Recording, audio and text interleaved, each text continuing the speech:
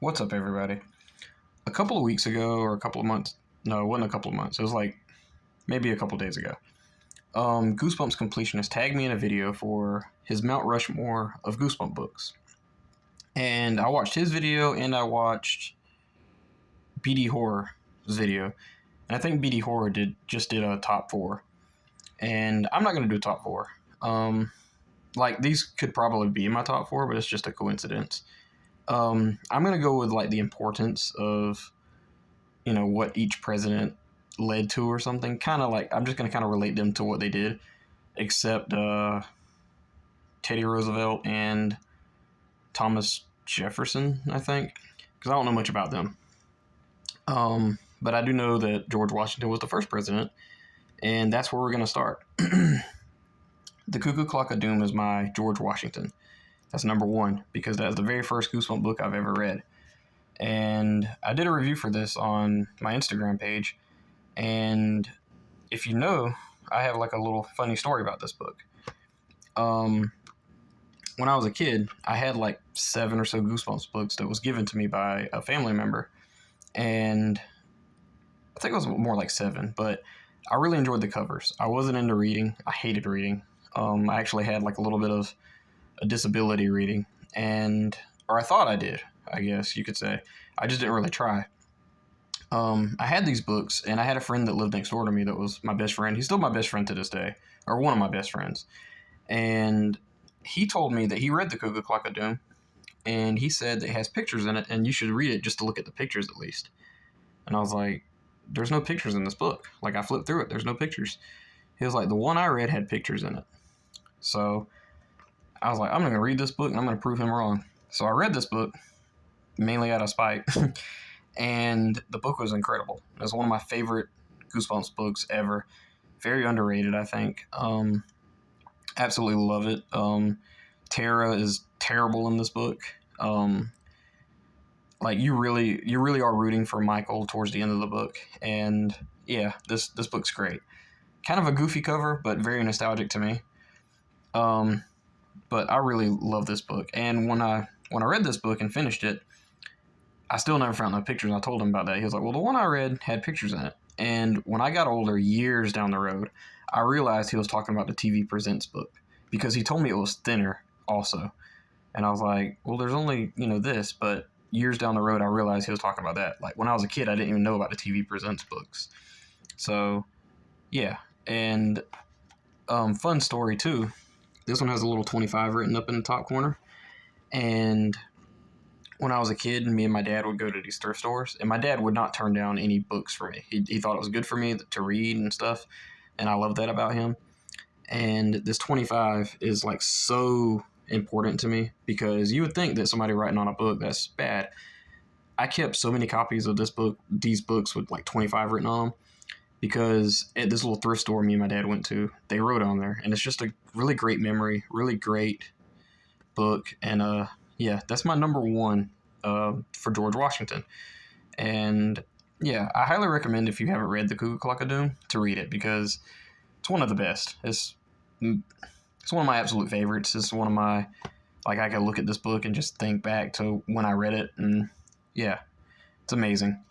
But yeah, that is my George Washington of books. So anybody that does a Mount Rushmore should have at least a Haunted Mask book or movie in their Mount Rushmore. And I'm going to have it too. I remember when I was a kid, I've seen this episode a million times, like not even lying. I saw it at my aunt's house when we went to a couple towns over to go to her house. Goosebumps was on like regular TV, and we watched it. I found a bunch of these VHS tapes when we went to flea markets. And a little tangent of fun memories. I remember when I was a kid, we went to these flea markets, and every time I'd go, I'd find the Haunted Mask. I'd buy it. I had like 20 copies of this movie at one time. I had some sealed. I ended up selling them or getting rid of them, and I only kept like a few. Like, I have a bunch of copies left, But the Haunted Mask is like, when you were a kid, Halloween was in the 90s, Halloween was really big.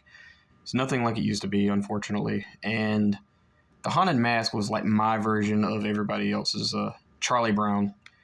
And like every Halloween, I'd watch this and part two. So you could really put part two with this if you wanted to, but I try to specifically pick four. And this is what's this? Thomas Jefferson. This is the Thomas Jefferson. I forgot to mention that. but but yeah, The Haunted Mask is easily one of the greatest episodes of Goosebumps. Probably my top favorite. And this cover is like so nostalgic to me. I forgot to go off on my tangent. But I remember going to this flea market, and they had this. There was this guy that used to sell books and stuff. He'd sell them for cheap. But when I was a kid, I only had like, at the time, maybe 10, 15 Goosebump books when I went up there to this place. And when I was a kid, we didn't have internet, so I didn't know what any of these covers looked like. So I would literally pull books off the shelves and just like stare at them, try to memorize what the covers looked like. And I remember one time we went, and there was he had like a bookshelf full of Goosebumps, and this is where I discovered the Ghosts of Fear Street series too. Like, I had no idea what that was. And he may have even had regular Fear Street there, but I didn't think to look there. I was just looking for Goosebumps. I didn't even know about Fear Street and stuff like that when I was that young. And anyway, I pulled off like Deep Trouble, and I just mainly went with the best covers, and I bought them. And it was amazing. Like, it's one of my favorite memories. I remember going up there getting a One Day at Horrorland board game for like $10. Like, you can't even find it that cheap anymore. And yeah, the haunted mask was always at this flea market. Like, there was different vendors that sold like movies and stuff, and I could always find the Haunted Mask. And the Haunted Mask is just so nostalgic, so great, perfectly captures the Halloween atmosphere. Carly Beth is one of the best characters in Goosebumps. I, like Goosebumps completionist, really wanted the Haunted Mask like as an actual mask, and now I got it. I don't have the Haunted Mask 2, and I really need to buy it. But yeah, this is like I could honestly sit down and watch this right now. I'm probably gonna watch it around Halloween. I don't have Netflix or anything like that. I don't even know if Goosebumps is still on Netflix, but I really want to watch it. And I'm thinking if I can find like a copy with all of the. They really need to release like a whole thing with all of the Goosebumps episodes. I may have it on like DVD as a bootleg or something that I got somewhere, but I really want to watch it. I may end up just buying a VHS player. I have plenty of copies of this. I can, risk watching it. But yeah, the Haunted Mask is my Thomas Jefferson. Almost said Edison. Not the same guy. And the next one is another president I don't really know much about. This is Teddy Roosevelt. I think, and correct me if I'm wrong in the comments, I think Teddy Roosevelt was in a wheelchair and he's kind of a bigger guy. And I think Goosebumps Completionist did it this way. Like, Teddy Roosevelt was the book that you don't expect to be on a list, and this is mine because I don't think anybody would expect Why I'm Afraid of Bees to be on any kind of top list. But yeah, Why I'm Afraid of Bees is one of my favorites, and mostly, honestly, for nostalgic purposes. But it is a good book, and I think it's underrated. I think it's the best body swapping Goosebumps book in the original series. But yeah, it's the long story short for this is the same person that told me about the Cuckoo Clock of Doom told me that he read Why I'm Afraid of Bees and he finished it in one day. And when I was a kid, it was like a competition to, like I could read it one day too. I didn't read it in one day. I picked the book up and I started it. And what happened was one of the more traumatic experiences of my life. I had a family member that got sent to the hospital. And I brought this book with me to read, on the travels back and forth to the hospital. And it was absolutely scary. And I used this book to kind of escape from all of the crazy stuff that was going on in my life. And Why I'm Afraid of Bees will always have a special part in my life, just because it showed that just because things are really bad, you can have a slight outlet and read a book that doesn't have anything to do with life or anything like that. And you could just kind of slightly escape. And I use this coping mechanism even to this day. Like, I'll read a book if I'm going through a bad breakup. a bad date, be thinking about somebody, anything. I'll use a book to escape that realism, and it's nice to look forward to. You don't know how many times I came home from work after a stressful day and just picked up a book and just forgot about my stressful day. And Why I'm Afraid of Bees is the prime example of why that's capable of, why that is available, I think is the words I'm looking for. But yeah, Why I'm Afraid of Bees is one of the best books for me. I could see people not liking it just as a book, and that's fine. It's about this kid that turned into a bee, but I do think it's still very adventurous and very, very fun. There's a Simpsons episode called Fly versus Fly, or a short, but it's like in the Treehouse of Horror series, and it's kind of like that. But yeah, it's really fun. Yeah, but Why I'm Afraid of Bees is my Teddy Roosevelt. And in case you can't put the pieces together, my name on YouTube is Mr. Mortman's Library. And this leads me to the Abraham Lincoln, which is like the favorite president of a lot of people, and I can see why. He's done a lot. One of my favorite facts about Abraham Lincoln was he was a professional wrestler, and he was like undefeated for so many years. And he had like championships and all that. So how cool is that? Dude could probably, beat somebody up if he wanted to. And yeah, the Girl Who Cried Monster is my favorite. In the Goosebumps series, this is like my absolute favorite. And this is mostly nostalgic tied, but I do think it's a really good book. I can see people how they would hate the ending, but I still recommend it. This is one of my favorites. I've seen a few people not like this book, and the main reason is another nostalgic memory. But when I was a kid, me and my dad, we went to, I found all the Goosebumps books for the most part. I was like still missing a lot, but like I found all the ones that I could find. And my dad said, you ought to go to the library and they probably have some books you could read. And I didn't really want to do that because I wanted to own these books. I didn't want to go borrow them. I've never borrowed books from the library. I mean, I borrowed them from school, but I had the books. Like I owned them. I just used their copies, But I remember very distinctively I got this and Attack of the Mutant. They're hardcover, and I wish I could find like both of these in hardcover. I haven't really looked, but I got this book and Attack of the Mutant, and I asked the lady, like, how many books can I get? And she was like, as many as you want. And I was really new at like getting books from the library.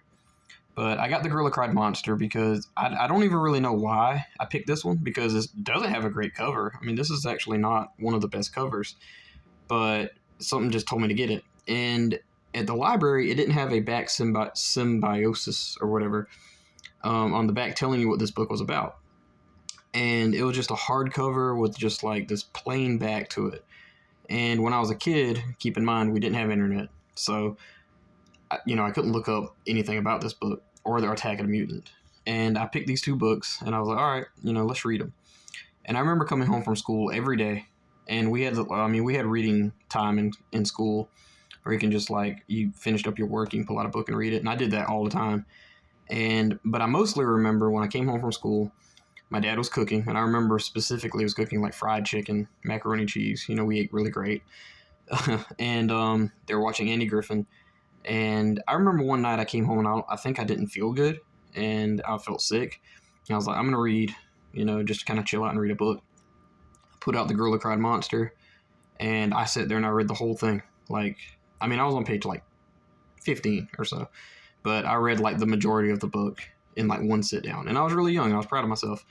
But the biggest thing is this book, again, the nostalgia, but the fact that this book takes place in a library, a place that you wouldn't really expect to be scary.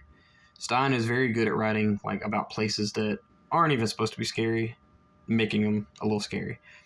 And this book mentions like Frankenstein and Black Beauty and different things like that. And I realized when I was a kid, I want this library. I want to own all of these books. Like, not all of the books in there, but I love the library. And I realized that when I was a kid, I had this weird fantasy of buying the school. And we call it the Media Center for some reason. I don't know if anybody else done that or not. But ours was called the Media Center.